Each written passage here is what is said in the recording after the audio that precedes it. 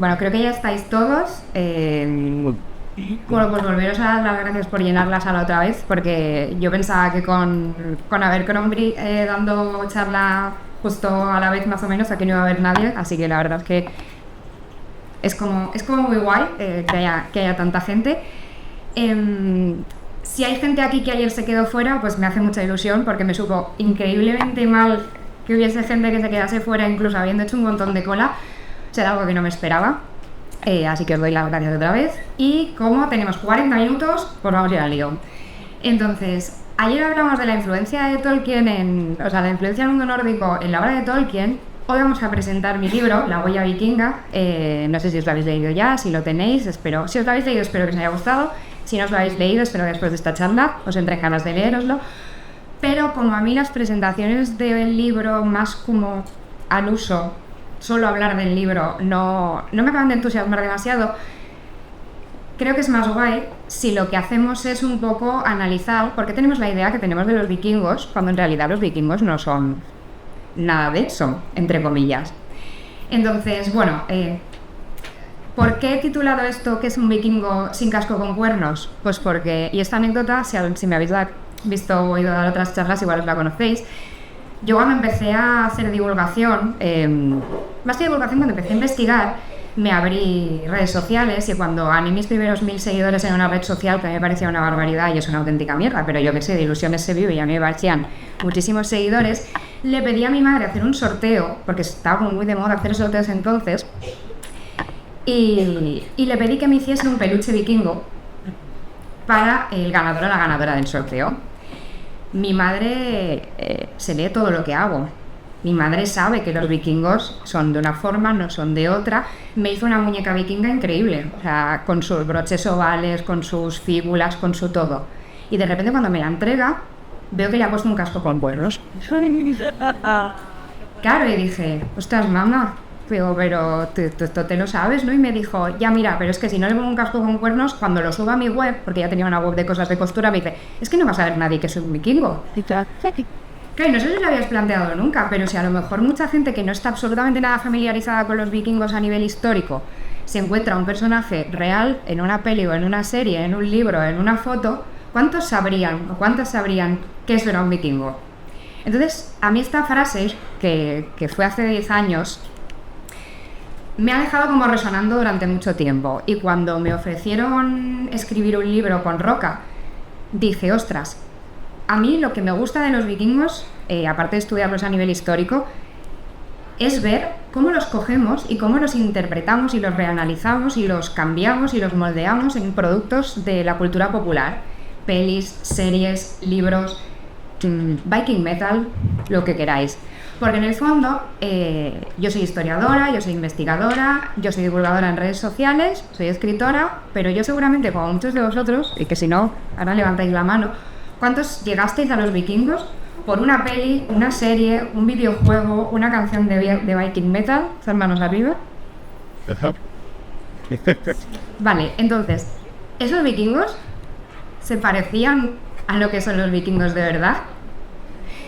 Que esta es la imagen del vikingo que tenemos en la cultura popular, ¿no? He metido un poco de todo, ¿no? Los que sois un poco más mayores, pues vais a tener a lo mejor la referencia de Vicky el Vikingo, del vikingo de Kirk Douglas, de esos vikingos con pieles un poco zarrapastrosos, un poco, ¿cómo decirlo? Un poco bárbaros.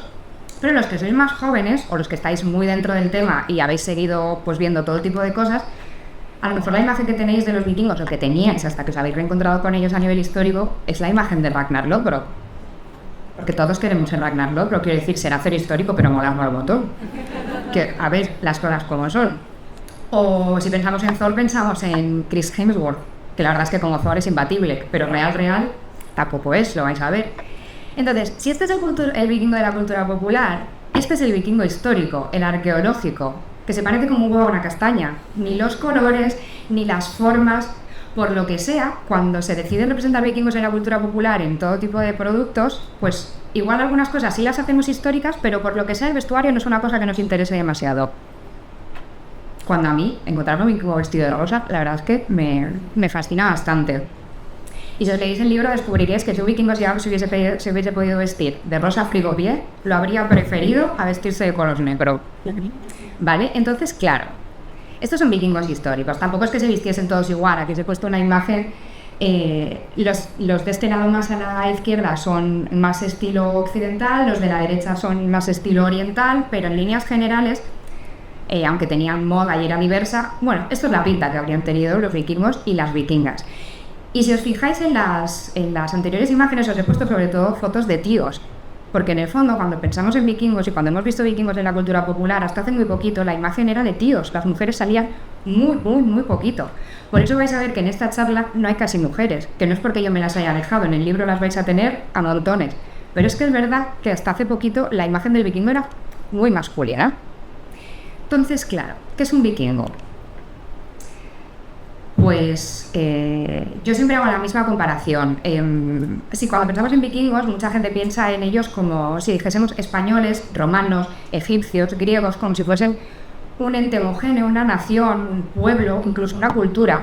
Pero estrictamente hablando, no lo eran, ¿vale? No tenían una identidad homogénea, lo que eran gentes que compartían un territorio y compartían una lengua, una religión, unas creencias, un arte, una cultura, en las zonas que hoy serían Suecia, Noruega, Dinamarca y luego Islandia y Groenlandia. ¿Cuándo? Entre el año 700 y entre el año 1050 aproximadamente. Y diréis, 300 años y seguimos hablando de ellos. Y seguimos usándolos para un montón de cosas. Pocos periodos históricos tan cortitos han permeado tantísimo en nuestro imaginario colectivo.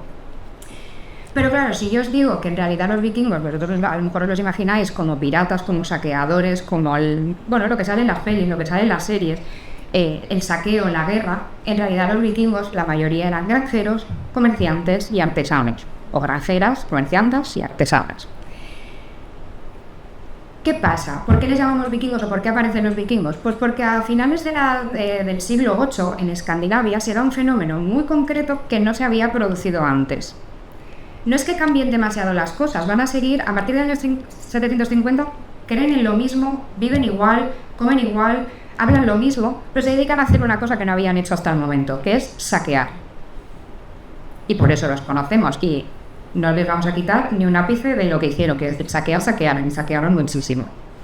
Pero en realidad, un vikingo o una vikinga, porque ahora sabemos también que había mujeres que se dedicaban a ello, eran sobre todo personas jóvenes, en inicio de origen escandinavo, pero seguramente después también de otras etnias y de otros sitios y de otros lugares, que desde finales del siglo VIII se dedicó a saquear por media Europa.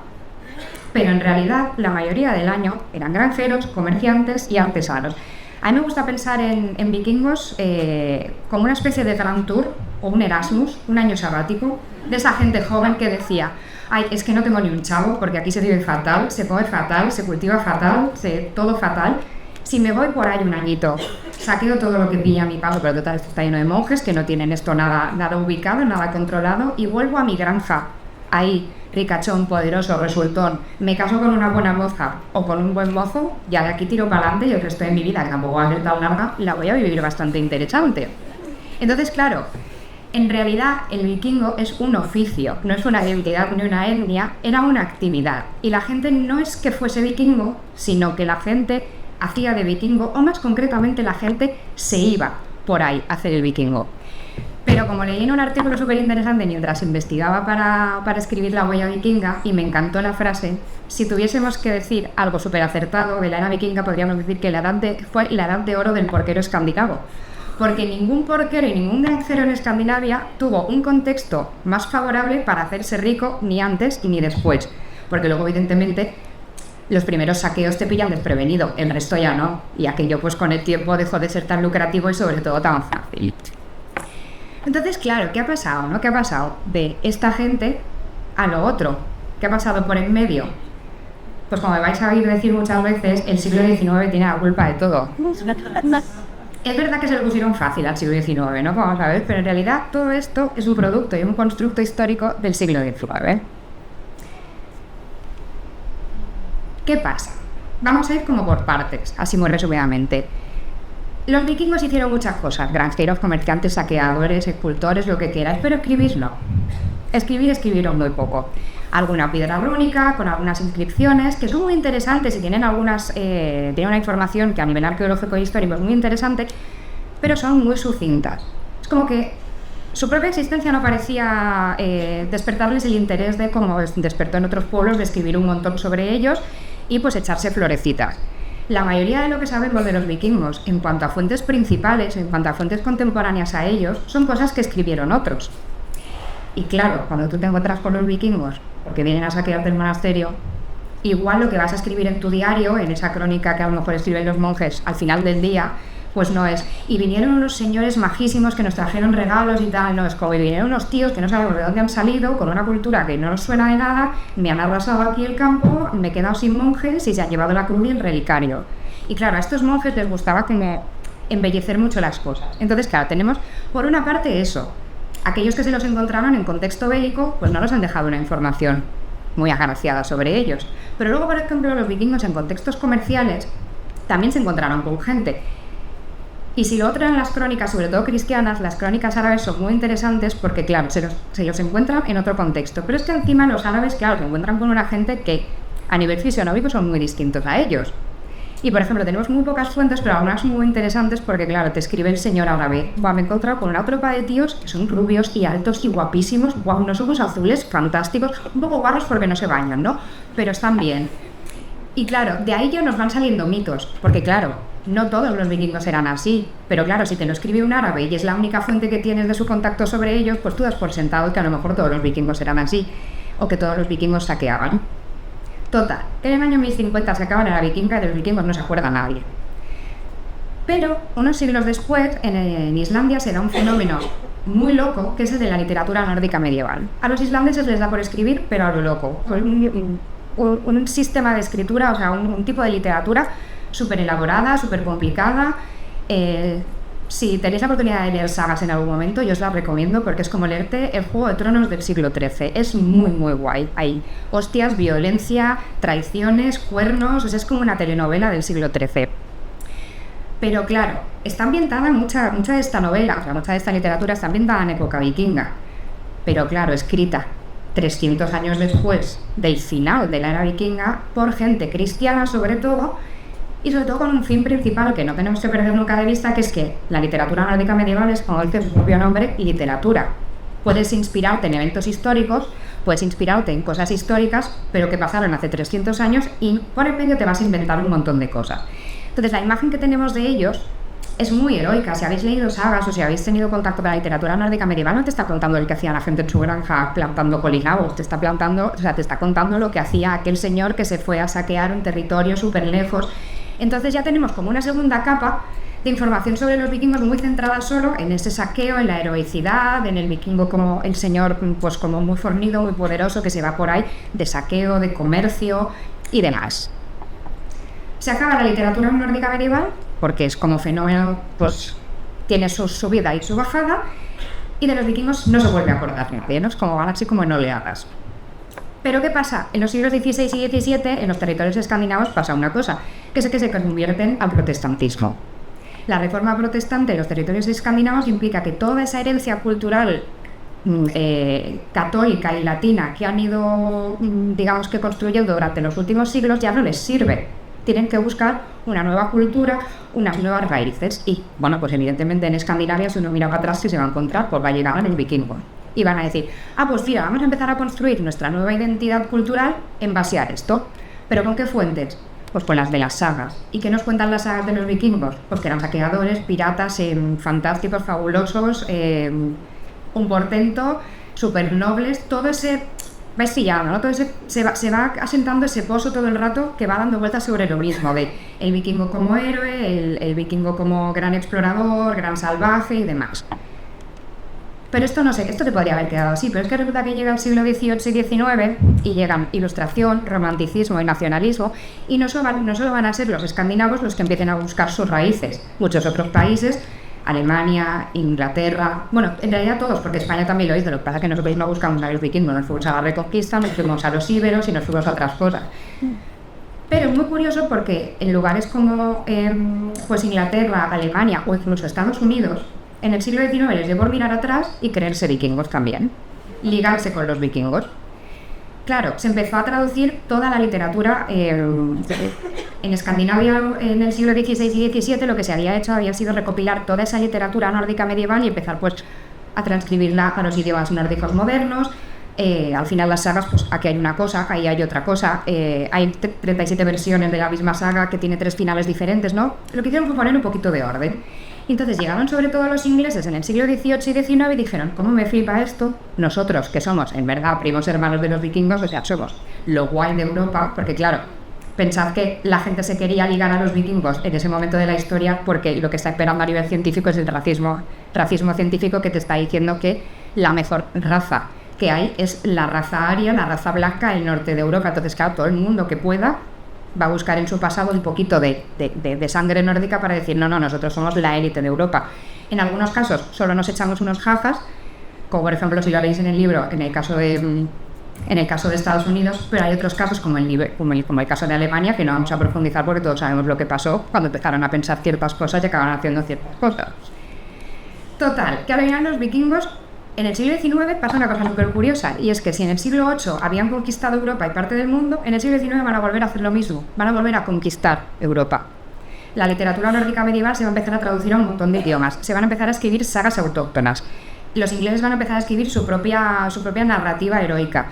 Sir Walter Scott, que lo conoceréis pues, por sus obras, tiene una obra que es The Pirate, que en realidad no le llama vikingo todavía porque, como vamos a ver ahora, la palabra vikingo no existe, pero ya está escribiendo sobre los vikingos. Y claro, llegamos al siglo XIX y el siglo XX y nos hemos inventado un vikingo nuevo, ¿sabes? Nos hemos pasado de aquellos granjeros, aquellos porqueros que se iban una vez al año de Erasmus a piratear por ahí, a todo lo que nos imaginamos sobre los vikingos cuando no tenemos mucha idea sobre ellos. La violencia, las violaciones, lo salvaje, las conquistas, todo lo relacionado con lo bélico, que en realidad, como hemos dicho, existió, pero no fue lo único que hicieron, evidentemente. Pero como os decía, es que el siglo XIX es muy curioso también, porque en el siglo XIX nos vamos a inventar que les vamos a llamar vikingos. Porque en realidad hasta el siglo XIX a esta gente nadie les llamó vikingos. Ni siquiera ellos se llamaron a sí mismos vikingos. ¿De dónde sale? Tampoco es que los ingleses dijeran, ay mira, vikingo, me ha venido la inspiración de golpe. No, tiene una cierta base histórica, pero en realidad es un invento.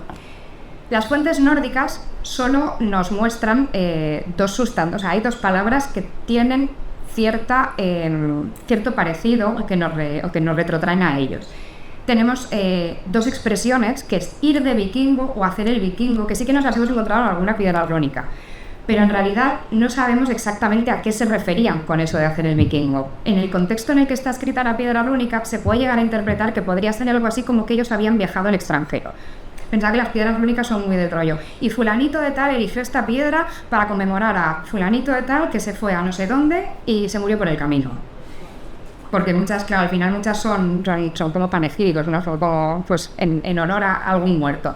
Entonces, claro, te dice, y este señor se fue a hacer el vikingo a... y te pone el nombre de cierto sitio que a veces sabemos cuál es y a veces no. Y dices, bueno, sabemos que esta gente dijo que se quería ir a hacer eso, pero no sabemos muy bien a qué se están refiriendo.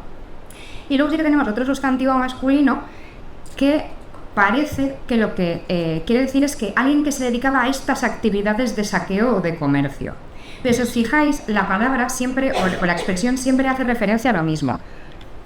A la piratería, al viaje, no a todas esas características súper negativas que luego nos vamos a encontrar de los vikingos con el tiempo. Entonces, bueno, podríamos decir que en época vikinga un vikingo era como un piratilla o algo parecido. Pero claro, llega el siglo XIX y la liamos muchísimo en el siglo XIX, porque en la Inglaterra victoriana está on fire, lleva una vikingomanía loca, todo es vikingo, nos flipan los vikingos, vamos a reconstruir barcos, vamos a pintar cuadros, vamos a hacer novelas, ahí todo muy loco, todo muy vikingo, pero claro, tendrán que... si vamos a escribir de vikingos, igual tenemos que saber cómo nos queremos llamar. Y claro, tirando, se van a encontrar con esta palabra que la van a recuperar del islandés antiguo y del antiguo término inglés, o sea, nórdico antiguo viking, con R al final. Ellos van a convertir su moderno viking y nosotros nuestro vikingo, y de aquí pues a todos los idiomas. Y es curioso porque la primera vez que aparece la palabra vikingo como tal en Inglaterra, y es la que nos va a quedar, es en el siglo XIX, ya cuando hagan la primera edición del diccionario de Oxford. Y os voy a leer la definición, porque igual no, desde el fondo no la veis, pero es la misma que encontraréis hoy si entráis a a buscar la definición de vikingo, y es uno de esos aventureros escandinavos que practicaban la piratería en el mar y cometían depredaciones en tierra, en el norte y en el oeste de Europa desde el siglo VIII hasta el siglo XI. A veces en uso general, un pirata, guerrero o robamares. Y si os fijáis aquí, aunque sigue haciendo referencia un poco a la piratería, ya empezamos a tener connotaciones muy negativas en cuanto a lo que es un vikingo. No, porque ya te dicen depredaciones en tierra. Ya le empiezan a dar ese tono salvaje que es en realidad el que a ellos les está molando para construir sus óperas, sus novelas y su todo. Y nada, pues los ingleses nos dejan el nuevo vikingo victoriano, que es el que luego vamos a adoptar absolutamente todos, ¿no? No solo van a crear el moderno término lingüístico de vikingo, sino que van a crear el moderno concepto de vikingo, el que está asociado a la piratería, a la violencia, a las violaciones, al rito seductor de los vikingos cuando llegaban a los sitios, al guerrero invencible, y luego, claro, como ellos están ligados a ellos, pues también le meterán un poco de intrépido, héroe, libertad, guay, ¿sabes? No solo malo, en plan salvaje, pero bien. Entonces, claro, si nos preguntamos qué es un vikingo, en realidad podríamos decir que un vikingo es un constructo histórico del siglo XIX. Al menos un vikingo tal y como lo conocemos hoy en día y tal y como lo hemos encontrado en la mayoría de los productos de la cultura popular. Y claro, este siglo XIX nos va a dar muchísimas cosas, muchísimos juegos y a mí muchos dolores de cabeza, pero es el origen del vikingo con cascos con cuernos y es el origen de muchísimos mitos vikingos. O sea, podríamos estar solo una charla sobre esto, pero os he seleccionado 3.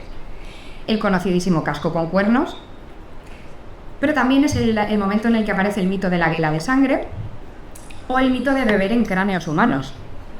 Todo esto van a ser pues malas traducciones, o un interés un poco subyacente en convertir a los vikingos en una cosa que les interesaba. Entonces, claro, vosotros pensad que ahora lo que estaban haciendo era escribir sobre vikingos, pero claro, a todos nos gustan los dibujos en los libros. Entonces, claro, en esos libros había que meter pues algún dibujito. Entonces, claro, ¿cómo representamos a los vikingos? Pues sorpresa, mal, porque no sabemos cómo eran. Entonces volvemos un poco a lo mismo por pasos. ¿Qué ha pasado aquí?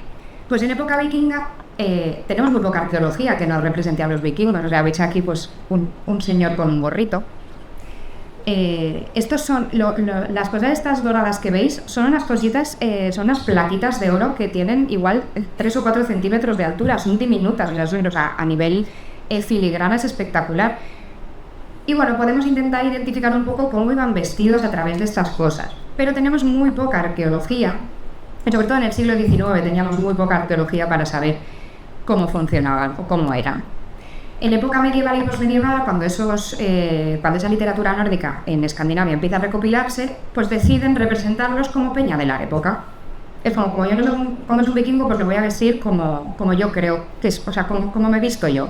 Entonces las sagas están llenas y los manuscritos están llenas de pues de ilustraciones que, bueno, pues esto me supone que es un vikingo en una saga del siglo XVII, que va vestido como un señor islandés del siglo XVII, porque no tenía ni idea de qué hacer con ellos. Y es muy gracioso porque, por ejemplo, esto es una saga francesa, que son vikingos afrancesados del siglo XVIII. A ver, estas cosas me gustan, o sea, es una de las cosas que me parecen más interesantes, pero mira, por ejemplo, el siglo XIX en la época victoriana, que no sabes qué es esto, pero esto es un vikingo en una saga. De aquí, o sea, la gente no sabía ni por dónde le venían, o sea, es como, ¿qué hacemos? Ah, pues mira, ponle un casco con alas y una armadura medio romana, y ahí la capa esta también, échasela encima, ¿no? Entonces, era como no sabemos cómo son, nos los tenemos que inventar un poco. Y bueno, pues se pusieron muchas fotos porque me parecen maravillosas, o sea, quiero decir... O sea, es igual de esperpéntico que Ragnar Lodbrok, que en verdad, quiero decir. Lo que pasa es que aquella gente tenía excusa porque no sabía cómo era.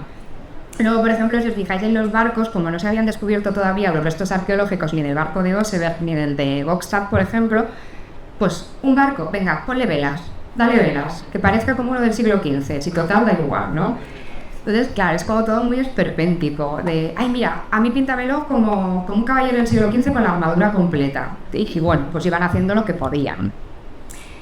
Pero el siglo XIX, otra vez, pues siempre volvemos al siglo XIX, ya va a empezar a representar a los vikingos con ciertos intereses detrás. Esos intereses nacionalistas, esos intereses, bueno, ya no tan te iba a decir asépticos como antes. Y va a empezar a aparecer la imagen del vikingo feroz, salvaje, van a aparecer los cascos con cuernos, las pieles, el señor que parece un troglodita y, bueno, este señor que igualmente es perpético, pues que es el dibujo que hicieron para luego representarlo en una ópera. Aparecerá el vikingo como violador. Esto es una escena se supone que es un vikingo, ¿cómo era? Un vikingo, me da la palabra, secuestrando a una chica. Si os fijáis, la chica es morena porque esto es una imagen absolutamente nacionalista que representaba el norte de Europa violando y secuestrando al sur morenito de Europa. O sea, que decir, los vikingos se van a usar para cosas muy turbias a partir del siglo XIX. Y van a aparecer los cascos con cuernos. Primero así un poco de como Satán y luego ya pues como el que os encontráis en el bazar del pueblo, con los cascos con cuernos estos de todas las fiestas y despedidas de soltero y demás. Tenéis aquí imágenes también. Vamos a ir alternando cascos con alas, cascos con cuernos, pero si os fijáis, bueno, no se parecen en nada. Esta es la imagen como canónica del casco con cuernos, del que luego ha salido pues el casco con cuernos que utilizó, por ejemplo, Wagner para sus óperas y demás. Claro, por ejemplo, los que no se pudieron ligar a los vikingos porque no tenían un pasado común con ellos, pues en vez de heroicos los plantearon como una banda de bárbaros en taparrabos. Estos son ilustraciones de franceses. A los franceses los vikingos no les gustaban, porque como no se podían ligar a ellos, pues dijeron no, de heroicos, fantásticos y fabulosos nada, una banda de degenerados, mira, trogloditas todos. Cada uno haciendo con los vikingos lo que un poco le parecía. Esta imagen es muy chula. O sea, es 0% histórico, es muy chula. Y claro, luego llega el siglo XX y aparecen productos como el cine. Claro, todo lo que os estoy contando hasta ahora llegaba a un público bastante reducido, porque la cultura, si no es accesible a todo el mundo, pues no llega a todo el mundo. Pero el cine es como un elemento muy democratizador. Y empiezan a aparecer todos esos vikingos que ya, pues no te los vas a poder quitar nunca de la cabeza. Pero claro, esos vikingos, llega Kirk Douglas y dices, vamos a ver una peli de vikingos. ¿Y cómo eran? Vámonos a ver qué han hecho antes. Pues si todo lo de antes está mal, pues evidentemente nosotros lo vamos a seguir haciendo mal. Y tenemos esa imagen. Bueno, mirad, estos son señores vikingos para óperas. A mí me gustan, casi más que Ragnarok, pero creo. Y explotando tópicos, el vikingo bárbaro, el vikingo violador y demás. Claro, siempre todas estas imágenes que habréis visto muchas veces. La valquiria canónica también va a aparecer en el siglo XIX, pero eso da otra charla. Pero luego llega el siglo XXI y ya es cuando la matamos. Porque claro, ahora en el siglo XXI, tío, tenemos arqueología, tenemos mucha más información, podríamos haber hecho una serie súper rigurosa sobre vikingos y en algunos casos la serie es muy buena, pero decidimos vestirnos como si fuesen los Sons of Anarchy del mar. ¿Sabes? En vez de motos, ellos tienen barcos, pero es que el aspecto es el mismo. Incluso el protagonista, a mí me parecía que era el mismo al principio. No sé si os pasó también, ¿verdad? Claro, nos hemos inventado un nuevo concepto vikingo, porque si os fijáis lo que está pasando aquí es que constantemente y a lo largo de 300 años nos hemos reinventado a los vikingos cada vez pues en base a un montón de factores y a un montón de contextos. ¿No veis esto? Dime que si no les ponéis unas motos, esto no son sofás. Claro, llevan la misma pinta, pero claro, todo esto es súper poco histórico. Hay otras cosas de la serie que están geniales, y yo la serie me encanta. Sobre todo hasta la muerte de cierto personaje, luego a partir de ahí ya no. Pero, quiero decir, es lo que es. Pero claro, esto cala muchísimo, esto cala más que yo dando una charla. Entonces, claro, la gente hoy en día, sobre todo la gente joven que ha crecido viendo esta serie, cuando piensa en un vikingo, piensa en esto. No piensa en otra cosa. Bueno, lo de la Gerta es absolutamente maravilloso, pero es perpéntico a la vez. Es como, esos broches son, esto lo hablábamos el otro día, esos broches son reales. Son copias de arqueología. Pero, ¿para qué le voy a poner el broche donde toca, que es aguantando una capa, si se lo puedo plantar en un moño? Pues es un poco lo que pasa muchas veces con los vikingos, ¿no? Que los cogemos y hacemos un poco lo que nos apetece con ellos, porque claro, como no sabemos muy bien lo que eran, pues nos los hemos ido inventando y sirven para un roto y para un descosido, sirven para cualquier cosa. Las Kingdom pues sigue un poco la línea, el efecto mugre, todo marrón, todo lleno de roña, la peña no se bañaba. Y llegamos pues al final de todo esto, que es un poco que al final no solo nos hemos reinventado o reimaginado o imaginado a los vikingos a lo largo de la historia, sino que esto también ha traspasado a sus dioses. Y yo recuerdo hace un tiempo que entré en Twitter y bueno, ese sitio del mal, ¿no? Y de repente De repente todo el mundo me preguntaba que qué me parecía ese Thor que estaba gordo y yo no sabía muy bien a qué se estaban refiriendo, ¿vale? Y cuando ya vi que era porque habían presentado el Thor el que iba a salir en el nuevo videojuego de God of War y que estaba gordito, a mí no me parece que esté gordo, a mí me parece que está fuerte, que es como tiene que estar Thor, pero vaya. Dije, ostras tú, que no solo nos molesta cuando decimos que a lo mejor había vikingos negros, que a lo mejor había vikingas mujeres y que había diversidad y tal a nivel histórico, sino que es que encima nos está molestando cuando ponemos personajes mitológicos también. Entonces, claro, ese Thor está gordo, porque claro, nos ha fastidiado. Si solo pensamos en este, que es un producto americano de los años 60, pues claro. Entonces os voy a hacer súper rápido un recorrido por el Thor histórico. Volvemos a la arqueología. ¿Qué dice la arqueología? Pues dice esto, una figurilla islandesa y luego unas piedras rúnicas, pero es que bueno, Thor está calvito. O sea, si nos vamos a poner estrictos, yo quiero un Thor calvo y con un martillo de carpintero. Claro, porque no tenemos información, tenemos lo que nos dicen las sagas, o sea, lo que nos dice la literatura nórdica medieval. Nos dice que era un tío fuerte, que bebía bastante, que comía bastante, que era pelirrojo, que tenía un martillo, unos guantes y un cinturón. Y a nivel del aspecto físico de Thor no sabemos nada más, o sea, podéis coger las sedas, os las leéis y es lo único que vais a encontrar de él a nivel de su aspecto físico.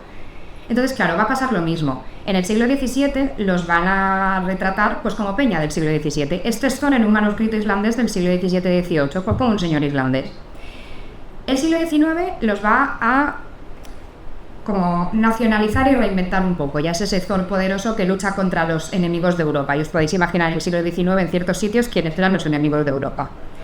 Y el siglo XX se va a inventar al Thor de Marvel, pero el siglo XXI va a hacer algo muy guay que es, pues sí, llevamos interpretando a Thor a lo largo de todos estos años en nuestro contexto, pues el siglo XXI, que es un siglo en el que sabemos más cosas, somos una sociedad más tolerante con algunas cosas, mucho más abiertas con algunas cosas, pues vamos a empezar a incluir otro tipo de personajes mucho más diversos. Y tenemos para mí el mejor Thor que se ha representado jamás, que es el de God of War. Lo lleva todo, los guantes están por ahí, el cinturón, el martillo es chulísimo, es pelirrojo, tiene barba y está fondoncísimo para darte un guantazo y mandarte a otro sitio. ¿Qué es lo que tiene que hacer Thor? Matar gigantes. Es un poco como la montaña de Juego de Tronos. ¿Estaba delgada de gimnasio? No. Pues eso es Thor. Y vamos a acabar con esta imagen que a mí me parece muy chula, que es de un recreador que lo que se le hace es coger personajes de ficción que se supone que son históricos y transmutarlos a lo que habría sido ese mismo personaje si fuese histórico. Y bueno, pues si habéis visto lo que os he enseñado antes, Thor habría sido eso, ¿no? Con el gorrito picudo que hemos visto en la primera imagen, con ese martillo de Thor pues más como el de los amuletos, con una túnica vikinga. Bueno, este Thor también me parece bien. Si dejamos la cara de Chris Hemsworth, pues mejora bastante la cosa también, ¿no? Y bueno, para finalizar al final, es un poco lo que os he contado, ¿no? O sea, muy sucintamente, y lo que vais a poder encontrar en el libro. A la vez que descubrís a los vikingos, vais a descubrir por qué si eran de una forma, en realidad, ¿qué ha pasado, no? Si los vikingos eran así, y yo me los imagino así, ¿qué ha pasado todo este tiempo para que todo eso haya cambiado? En el libro vais a encontrar el análisis de todo eso, no solo referencias a esto está bien, esto está mal, esto se podría cambiar, esto no, porque eso es más evidente, eso en el libro os lo cuento. Pero a mí lo que me parece interesante del libro es que lo que hicimos fue ir un paso más allá y explorar por qué han pasado todas esas cosas. ¿Por qué de repente los estadounidenses en el siglo XIX querían ser todos vikingos? ¿Por qué a los alemanes les dio pues por hacer cosas feas cogiendo a los vikingos como contexto? Porque yo de pequeña me imaginaba que Vicky el vikingo era una niña, para mí era Vicky la vikinga, ¿no? O sea, hemos cogido muchos elementos de la cultura popular y hemos analizado por qué aparecen así. También tenéis referencias a Tolkien y también os explico un poco por qué de repente en los últimos años ha vuelto a resurgir este rollo o este interés, porque son como oleadas, ¿no? De repente ha vuelto a resurgir un interés absoluto sobre los vikingos para vincularlos con cualquier cosa. Planes de entrenamiento vikingo. Información, pues no lo sé, fuente la Cibeles, porque yo no sé de dónde han sacado la información. Cervezas vikingas, compañías de móviles vikingos, coches vikingos, a los que hicieron los nuggets estos que dijeron, bueno, pues les ponemos nombre vikingo porque ¿por qué no unos nuggets van a poder ser vikingos, no? Estoicismo vikingo. Tenéis a los vikingos en todas partes, o sea, y todo esto son capturas de pantalla, muchas que me salen a mí en Instagram, o sea, no es que haya tenido que buscar demasiado, ¿no? En el libro exploramos todo esto, porque de repente los vikingos son dos, los históricos por un lado, que están muy bien, son my passion, y son mi campo de estudio, pero también los nuevos vikingos de la cultura popular. Y en realidad a mí lo que me apetece, para terminar, es que pasen 15 o 20 años y poder seguir viendo cómo siguen evolucionando, cómo nos los seguimos inventando y por qué lo hacemos. Porque lo interesante no es solo por qué, o sea, no es solo el qué, sino sobre todo el por qué. Y bueno, si os gusta el libro, pues yo os recomiendo que os lo compréis y que luego sobre todo que me digáis lo que os ha parecido, porque a mí lo que me gusta cuando os leéis el libro es que luego me escribáis para decirme esto no tenía ni idea, he descubierto tal, o qué te parece esto, ¿no? Porque creo que es un libro que da para reflexionar mucho y para que haya mucho feedback. Así que espero que os haya gustado mucho, que os haya parecido interesante y que hayáis descubierto unos vikingos nuevos.